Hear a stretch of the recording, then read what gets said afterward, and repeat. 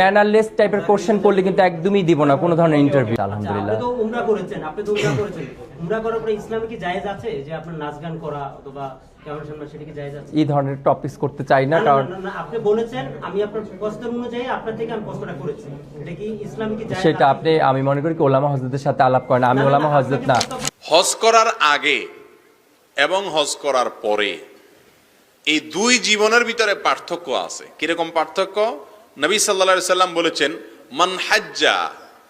মান হাজ্জাল বাইত ফালাম ওয়ালাম ইয়ারফুস ওয়ালাম ইয়াফসুক রাজাআ কায়াউমিন ওয়ালাদাতহু উম্মু আও কামা ক্বাল।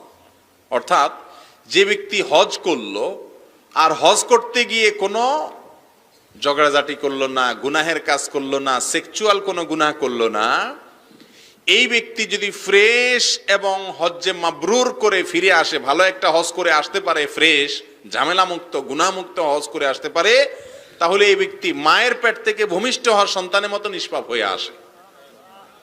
তাহলে হজ করে হাজী সাহেব যখন নিষ্পাপ হয়ে আসে, তার নতুন করে জীবন শুরু হইলো না?